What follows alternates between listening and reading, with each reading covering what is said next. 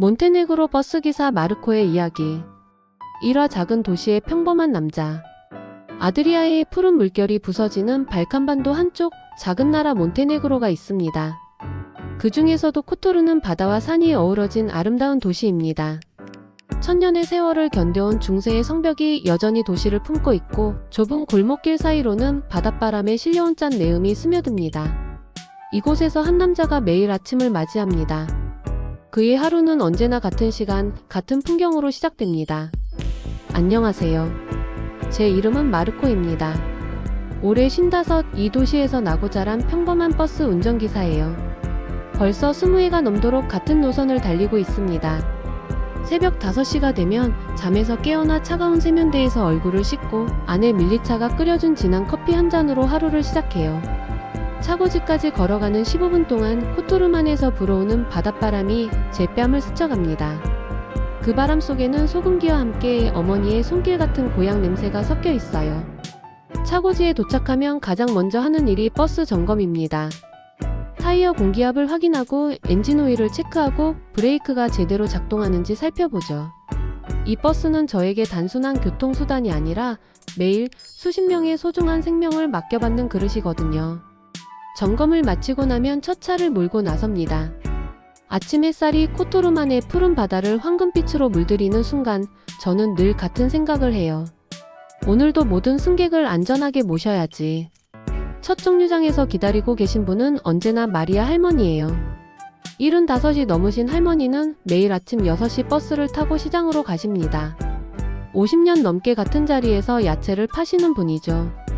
마르코야, 오늘도 고생이 많구나라고 인사하시면 저도 할머니 안녕하세요. 오늘도 건강하세요라고 답해드립니다. 그 다음엔 은행으로 출근하는 페타르가 타고 학교로 가는 아이들이 왁자지껄 올라탑니다. 이런 분들이 모두 제게는 가족 같은 존재들이에요. 하지만 매일 반복되는 이 일상 속에서 저는 자꾸만 작은 의문이 들었습니다. 왜 우리 도시의 사람들은 늘 이런 불편함을 당연하게 여기며 살아야 할까요? 정류장에는 그늘 하나 없어서, 여름이면 사람들이 뜨거운 햇볕 아래 그대로 서 있어야 하고, 겨울이면 차가운 비바람을 온몸으로 맞으며 버스를 기다려야 합니다. 버스 안에는 짐을 둘 곳이 없어서 승객들이 무거운 가방을 무릎 위에 올려놓고 불편해하는 모습을 매일 봅니다. 나이 드신 분들이 흔들리는 버스 안에서 균형을 잡기 힘들어하시는 것도 늘 마음 아팠어요. 이런 광경들을 보며 저는 생각했습니다. 이런 불편함들이 과연 당연한 걸까? 조금만 신경 쓰면 더 편하게 만들 수 있지 않을까? 하지만 그런 생각들을 누구에게 말할 수도 없었어요. 그냥 평범한 버스 기사인 제가 무슨 큰 소리를 한다고 여겨질까 봐서요. 그렇게 작은 의문들과 안타까움이 제 마음 한구석에 차곡차곡 쌓여만 갔습니다. 마치 바닷가에 밀려오는 파도처럼 매일 조금씩 더 커져갔어요. 이화 한국에서 온 여행자의 이야기.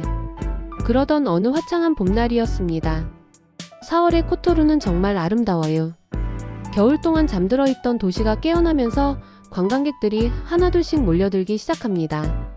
중세 성벽 위로 피어나는 벚꽃과 아드리아의 에메랄드빛 바다가 어우러진 풍경은 정말 한 폭의 그림 같거든요. 그날도 여느 때처럼 두 번째 운행을 하고 있었는데 한 젊은 동양인 남성이 버스에 올랐습니다.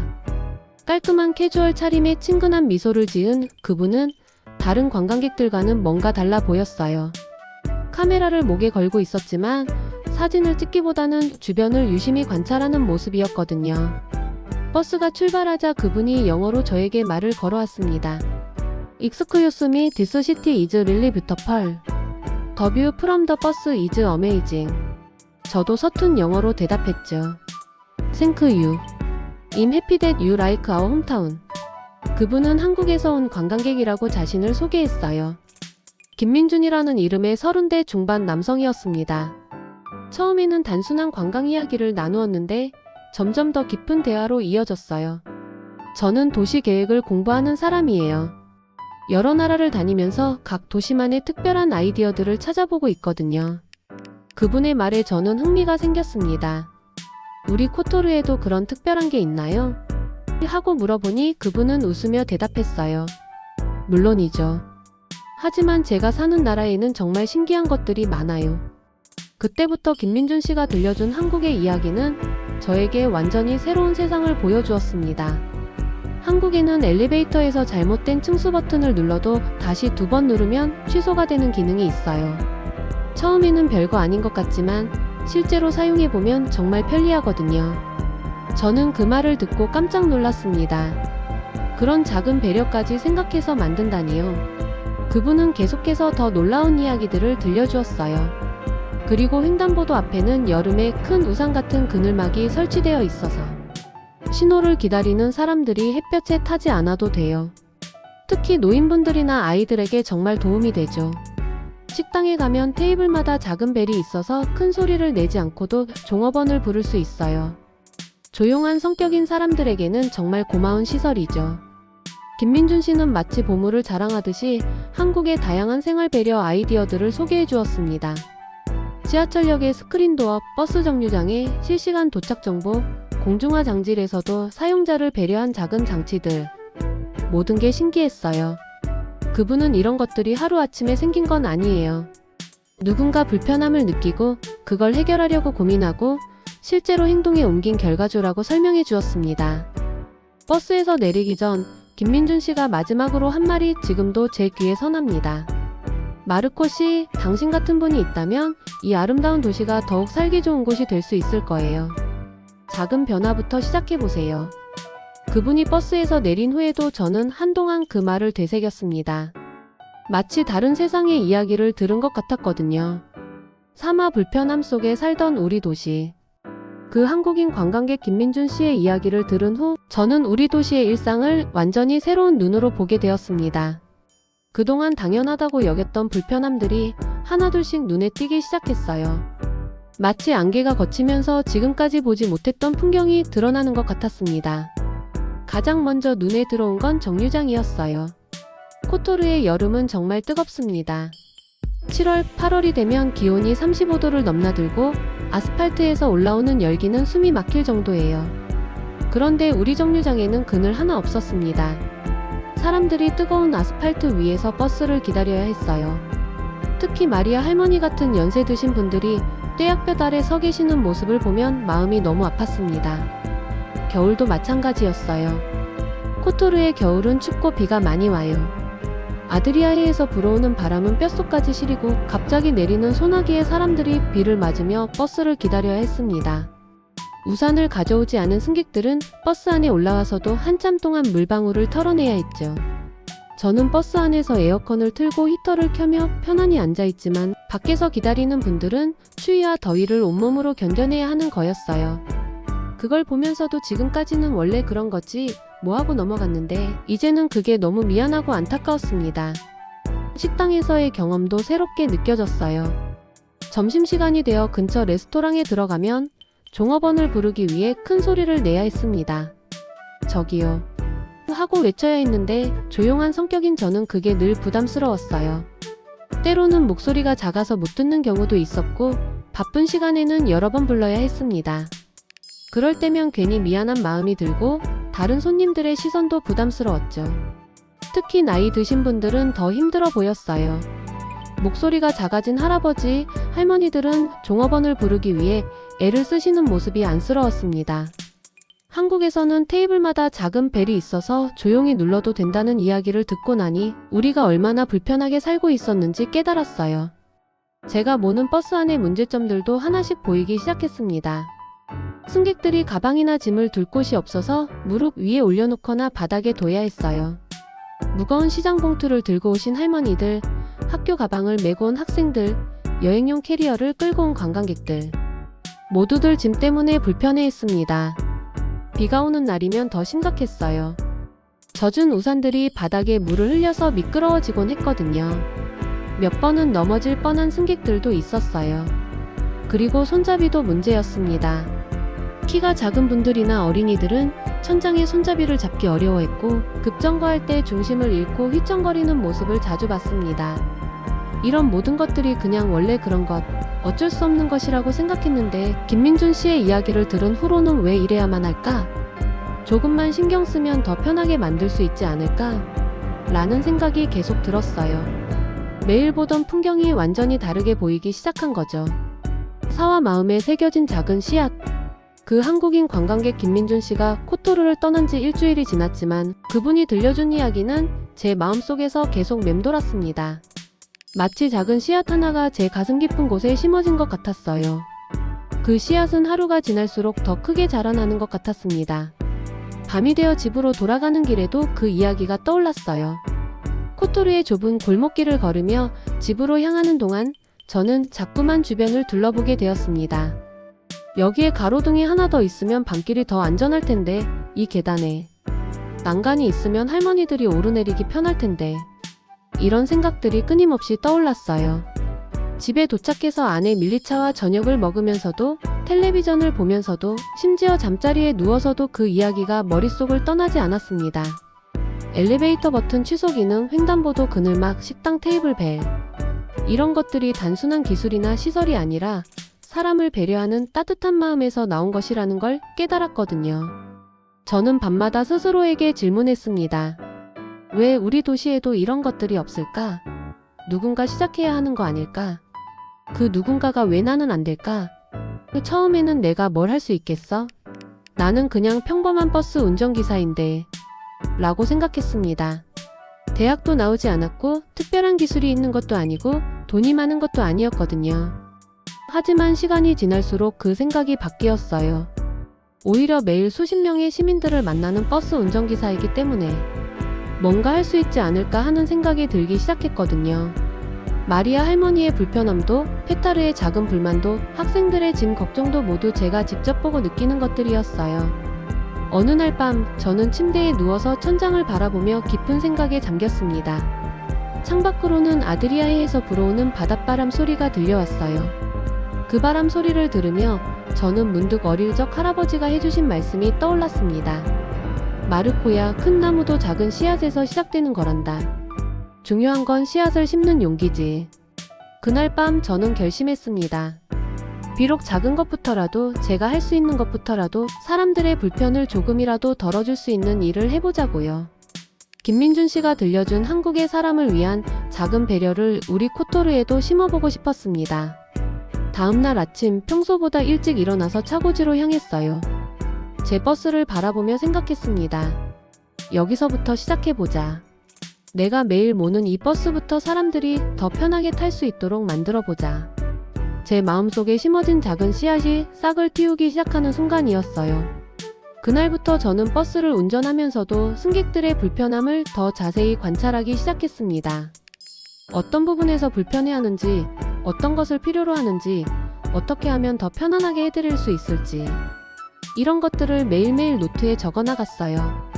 그 노트는 제게 소중한 보물이 되었습니다. 5화 첫 번째 시도, 버스 안의 작은 변화. 결심을 한 후 저는 더 이상 망설이지 않고 바로 행동에 옮기기로 했습니다. 가장 먼저 제가 할 수 있는 곳, 제가 매일 운전하는 버스부터 시작하자고 생각했어요. 일주일 동안 승객들의 불편함을 꼼꼼히 관찰한 결과 몇 가지 해결할 수 있는 문제들을 찾아냈습니다.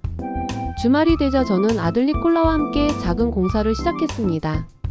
니콜라는 25살로 목공 1을 배우고 있어서 이런 작업에는 저보다 훨씬 능숙했어요. 아빠, 정말 이런 걸 만들 거예요?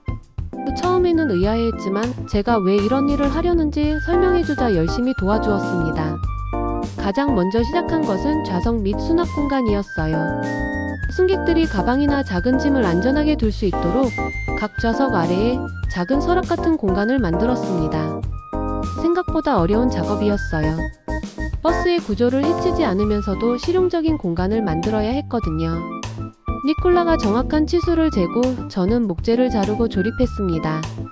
하루 종일 걸린 작업 끝에 8개의 작은 수납 공간이 완성되었어요.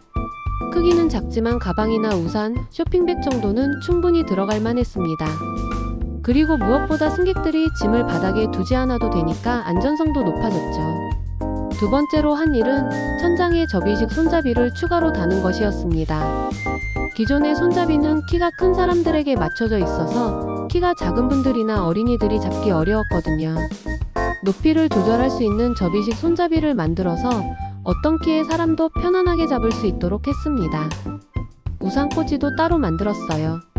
버스 입구 근처에 작은 우산 거치대를 설치해서 비 오는 날 젖은 우산을 따로 둘 수 있게 했습니다. 이렇게 하면 바닥이 젖어서 미끄러워지는 것도 방지할 수 있었죠. 작은 타월도 몇 개 비치해 두어서 승객들이 젖은 몸을 닦을 수 있도록 했습니다. 마지막으로 작은 배를 하나 설치했어요. 한국 이야기에서 영감을 받아서 승객들이 급한 상황에서 운전석에 제게 신호를 보낼 수 있도록 말이에요. 물론 큰 소리를 낼 수는 없지만 조용한 신호음으로 소통할 수 있게 했습니다. 이틀 동안의 작업 끝에 완전히 새로워진 버스가 완성되었어요. 겉모습은 똑같았지만 안은 훨씬 더 편안하고 실용적인 공간이 되었습니다. 일요일 밤 완성된 버스를 보며 저는 뿌듯함과 동시에 약간의 걱정도 들었어요. 승객들이 좋아할까? 회사에서 뭐라고 하지는 않을까? 하지만 걱정보다는 기대가 더 컸습니다.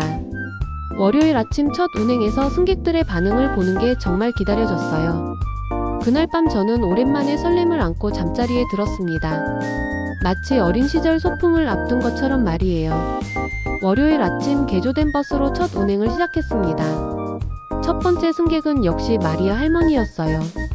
평소처럼 큰 쇼핑백을 들고 오신 할머니가 좌석에 앉으시더니 좌석 밑에 수납 공간을 발견하셨습니다. 어머 마르코야, 이게 뭐니? 이런 건 처음 본다. 할머니의 놀라신 표정과 기뻐하시는 모습을 보니 제 마음도 덩달아 뛰었어요. 할머니는 조심스럽게 쇼핑백을 수납 공간에 넣어보시더니 아, 이렇게 편할 수가. 이제 무릎 위에 올려놓지 않아도 되겠구나라고 감탄하셨습니다. 그날 하루 종일 탄 승객들의 반응은 모두 비슷했어요. 놀라운 감탄 그리고 고마움이었습니다. 이런 배려는 처음이야. 다른 버스에도 이런 게 있으면 좋겠다. 우리 마르코가 정말 대단해졌네. 이런 말들을 들으며 저는 가슴이 벅차올랐습니다. 특히 키가 작은 초등학생 한 명이 새로 설치한 접이식 손잡이를 잡고는 이제 넘어지지 않을 것 같아요. 라고 환하게 웃는 모습을 보았을 때 저는 이 작은 변화가 얼마나 큰 의미를 갖는지 깨달았어요. 비가 온 날에는 우산꽂이가 정말 유용했습니다. 승객들이 젖은 우산을 거치대에 꽂고 빛이 된 타월로 젖은 머리카락을 닦는 모습을 보니 뿌듯했어요. 그날 밤 저는 오랜만에 환한 웃음을 지으며 잠자리에 들었습니다. 김민준 씨가 심어준 씨앗이 첫 번째 꽃을 피운 것 같았어요. 육하 가족의 응원 그리고 고민. 집에 돌아와서 아내 밀리차에게 오늘 있었던 일들을 들려주었습니다. 승객들이 얼마나 기뻐했는지, 마리아 할머니가 어떻게 감탄하셨는지, 아이들이 새 손잡이를 보고 얼마나 신나했는지 하나하나 자세히 이야기했어요. 처음에 아내는 걱정스러운 표정을 지었습니다. 여보, 버스 운전 일도 바쁘고 힘든데 왜 굳이 그런 수고를 해요? 회사에서 뭐라고 하면 어떻게 하려고요? 그리고 돈도 들었을 텐데. 아내의 걱정은 충분히 이해할 만했습니다. 우리는 그저 평범한 가정이었고 넉넉하지 않은 살림에 추가 비용이 부담스러울 수 있었거든요. 그리고 혹시 버스에 문제가 생기면 어떡해요? 회사에서 책임을 물으면요. 밀리차의 우려는 현실적이었어요. 제가 허가 없이 버스를 개조한 것이니까 문제가 생길 수도 있었죠. 하지만 저는 아내에게 차근차근 설명했습니다. 안전에는 전혀 문제가 없도록 신중하게 작업했다는 것, 그리고 승객들이 얼마나 기뻐했는지. 특히 마리아 할머니 이야기를 하자 아내의 표정이 조금씩 부드러워졌어요. 할머니가 정말 그렇게 좋아하셨어요? 밀리차도 마리아 할머니를 잘 알고 있었거든요. 시장에서 야채를 사실 때마다 인사를 나누는 사이였으니까요. 할머니가 이제 무거운 쇼핑백 때문에 무릎이 아프지 않겠다고 하시는데 내가 얼마나 뿌듯했는지 몰라요. 아들 니콜라는 처음에는 아빠 괜히 일을 키우는 거 아니에요? 그냥 조용히 살면 안 되나요? 라고 했었는데 며칠 후 직접 제 버스를 보러 왔을 때는 생각이 완전히 바뀌었어요. 승객들이 새로운 시설들을 이용하는 모습을 직접 보고 나서는 아빠 정말 대단해요. 이런 작은 변화가 사람들을 이렇게 행복하게 만들 수 있다니요 라고 말했습니다. 그런데 아빠, 다른 사람들도 이런 아이디어를 따라할 수 있을까요? 니콜라의 질문에 저는 잠시 생각에 잠겼어요. 그렇죠. 저 혼자만의 변화로는 한계가 있었습니다. 더 많은 사람들이 이런 마음을 가져야 우리 도시 전체가 바뀔 수 있을 테니까요. 일주일쯤 지나자 가족들도 점점 제 마음을 이해해주기 시작했습니다. 김민준 씨에게서 들은 한국 이야기가 얼마나 제게 큰 영감을 주었는지, 그리고 우리 코토르에도 그런 따뜻한 배려가 뿌리내리길 바라는 제 소망을 말이에요. 어느 날 저녁 밀리차가 이렇게 말했습니다. 당신이 정말로 원하는 일이고 사람들이 좋아한다면 저도 응원할게요. 다만 건강만큼은 조심하세요. 그리고 너무 무리하지는 말아요. 그 말을 들으니 마음이 한결 가벼워졌어요. 니콜라도 아빠, 저도 뭔가 도울 수 있는 일이 있으면 알려주세요. 이런 좋은 일에 저도 참여하고 싶어요 라고 했습니다. 가족의 응원을 받으니 더욱 힘이 났어요. 이제 혼자가 아니라는 생각이 들었거든요. 하지만 동시에 고민도 생겼습니다. 과연 제가 하는 이 작은 일들이 정말 의미가 있을까? 더 큰 변화를 만들어내려면 어떻게 해야 할까? 이런 생각들이 밤마다 머릿속을 맴돌았어요. 그래도 일단은 시작한 것에 만족하며 천천히 더 많은 사람들에게 이런 마음이 전해지기를 바랐습니다. 칠화도시로 번져가는 아이디어. 제 버스 안의 작은 변화는 생각보다 훨씬 빨리 입소문이 났습니다. 승객들이 가족과 친구들에게 이야기하기 시작한 거죠. 마르코의 버스에 타보면 정말 편해. 그런 배려는 처음 봤다. 다른 버스 기사들도 따라했으면 좋겠다. 이런 이야기들이 코토르 곳곳에 퍼져나갔어요. 첫 번째 큰 변화는 한 달 후에 일어났습니다. 시내 중심가에 있는 코토르 레스토랑의 주인 스테판이 저를 찾아온 거예요. 스테판은 제 버스를 자주 이용하는 단골 승객 중 한 명이었습니다. 마르코, 내가 버스에 만든 그 작은 배려들을 봤어. 특히 내가 말한 한국의 테이블벨 이야기가 계속 생각나더라고. 우리 식당에도 그런 걸 만들어 보고 싶은데 도움을 줄 수 있겠나? 저는 기꺼이 도와드리기로 했습니다. 주말을 이용해서 스테판과 함께 작은 벨 시스템을 만들어 각 테이블에 설치했어요. 복잡한 전자장치는 아니었지만 손님들이 조용히 벨을 누르면 주방과 서빙, 구역에서 신호음이 들리도록 만들었습니다. 월요일에 새로운 시스템으로 문을 연 식당의 반응은 놀라웠어요. 손님들이 이런 게 있다니 정말 편하네요 라며 좋아했습니다. 특히 나이 드신 분들과 조용한 성격의 손님들이 크게 만족해했어요. 큰 소리를 내지 않아도 되니까 식당 분위기도 훨씬 차분해졌고요. 스테판은 며칠 후 저에게 와서 마르코, 정말 고마워. 손님들이 너무 좋아해서 다른 식당 사장들이 벌써 문의해오고 있어라고 말했습니다. 정말로 일주일 만에 3개의 다른 식당에서도 비슷한 시스템을 도입했어요. 두 번째 큰 변화는 시청에서 시작되었습니다. 시장님이 직접 저를 불러서 이렇게 말씀하셨어요. 마르코, 자네가 시작한 작은 변화들이 시민들 사이에서 화제가 되고 있다네. 특히 한국에서 본 그늘막 아이디어 말인데 우리도 정류장에 그런 걸 만들어 보는 게 어떨까? 저는 깜짝 놀랐습니다. 시장님이 직접 이런 제안을 하실 줄은 몰랐거든요. 시장님, 정말 그렇게 해주신다면 물론이지. 시민들이 편해지는 일인데 안 할 이유가 없잖나. 자네가 디자인을 도와주면 좋겠어. 그렇게 해서 코토르의 주요 정류장 5곳에 여름철 햇볕을 막아주는 그늘막이 설치되었습니다. 간단한 구조였지만 효과는 놀라웠어요. 더 이상 사람들이 뜨거운 햇볕 아래서 버스를 기다리지 않아도 되었거든요. 마리아 할머니는 새로 설치된 그늘막 아래서 마르코야, 이제 여름에도 편하게 버스를 기다릴 수 있겠구나. 내가 시작한 일이 이렇게 커지다니. 라고 감격해 하셨어요. 점점 더 많은 곳에서 변화가 시작되었습니다. 약국 앞에는 대기하는 사람들을 위한 작은 의자가 놓였고 우체국에는 우산거리가 생겼습니다. 은행에는 번호표를 뽑는 시스템이 도입되어서 줄을 서서 기다리지 않아도 되었어요. 이런 변화들이 하나하나 생겨날 때마다 사람들은 마르코의 버스에서 시작된 변화라며 저를 언급했습니다. 처음에는 부끄럽기도 했지만 점점 뿌듯한 마음이 커졌어요. 제가 심은 작은 씨앗이 정말로 큰 나무가 되어가고 있었거든요. 가장 기뻤던 것은 사람들의 표정이 밝아진 것이었습니다. 불편함이 줄어든 만큼 시민들의 얼굴에 웃음이 조금씩 늘어갔어요. 코토르가 정말로 더 살기 좋은 도시가 되어가고 있었습니다. 파라 감사와 소망. 이제 저도 환갑을 넘어 은퇴를 앞둔 나이가 되었습니다. 오늘도 마지막 운행을 마치고 차고지로 돌아가는 길에 지난 몇 년간의 일들을 차근차근 되돌아봅니다. 창밖으로 보이는 코토르의 풍경은 예전과 같지만 곳곳에 작은 변화들이 눈에 띕니다. 정류장마다 설치된 그늘막 아래서 편안히 버스를 기다리는 사람들, 식당에서 조용히 벨을 누르며 종업원을 부르는 손님들, 약국 앞 의자에 앉아 차례를 기다리는 어르신들. 이 모든 것들이 몇 년 전 한국인 관광객 김민준 씨가 들려준 작은 이야기에서 시작되었다는 게 지금도 신기합니다. 솔직히 말씀드리면 저는 특별할 것 없는 평범한 사람이었습니다. 초등학교만 겨우 마쳤고 어려운 가정 형편 때문에 더 공부하지 못했어요. 어릴 때부터 아버지를 도와 일을 했고 20살이 되어서는 버스 운전기사가 되었습니다.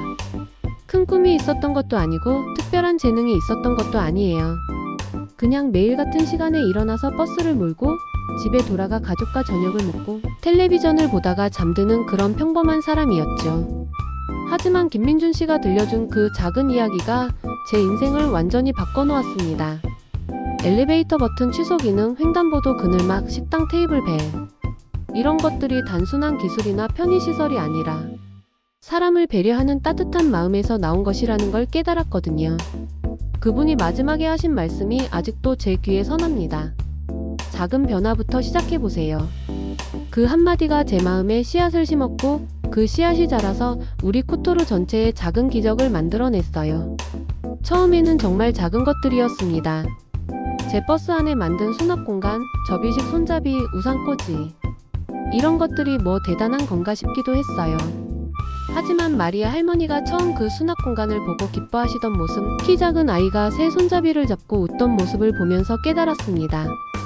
아, 이런 작은 배려가 사람들을 행복하게 만들 수 있구나. 지금 우리 코토르는 예전보다 훨씬 살기 좋은 곳이 되었습니다. 여름에는 그늘 아래서 시원하게 버스를 기다릴 수 있고 식당에서는 큰 소리를 내지 않고도 조용히 종업원을 부를 수 있어요. 버스 안에서는 짐을 편안히 둘 수 있고 약국이나 은행에서는 의자에 앉아서 편하게 기다릴 수 있습니다. 이런 작은 것들이지만 사람들의 일상이 조금씩 더 편안해졌다는 걸 매일 느낍니다. 예전보다 사람들의 표정이 밝아졌고 서로에게 더 친절해진 것 같아요. 불편함이 줄어들면서 마음의 여유도 생긴 것 같습니다. 가장 기쁜 것은 제 아들 니콜라가 이런 아버지의 모습을 보고 자란 것입니다. 요즘 니콜라는 아빠처럼 사람들을 도울 수 있는 일을 하고 싶어요 라고 말해요. 자신이 하는 목공 일에서도 사용자의 편의를 생각하는 작은 아이디어들을 적용하려고 노력한다고 하더라고요. 얼마 전에는 이런 말을 했어요. 아빠, 저도 언젠가 다른 나라에 가서 좋은 아이디어를 보고 싶어요. 그래서 다시 우리 고향으로 가져와서 더 살기 좋은 곳으로 만들고 싶어요. 그 말을 들으니 정말 뿌듯했습니다. 제가 배운 것을 아들이 이어받아서 더 발전시켜 나가겠다는 거니까요. 그 김민준 씨께는 직접 감사 인사를 드릴 기회가 없었습니다. 아마 지금쯤 한국에서 잘 지내고 계시겠죠. 하지만 마음으로는 늘 고마워하고 있습니다. 한 사람의 작은 이야기가 이렇게 큰 변화를 만들 수 있다는 것을 보여주셨거든요. 만약 다시 그분을 만날 수 있다면 이렇게 말씀드리고 싶어요.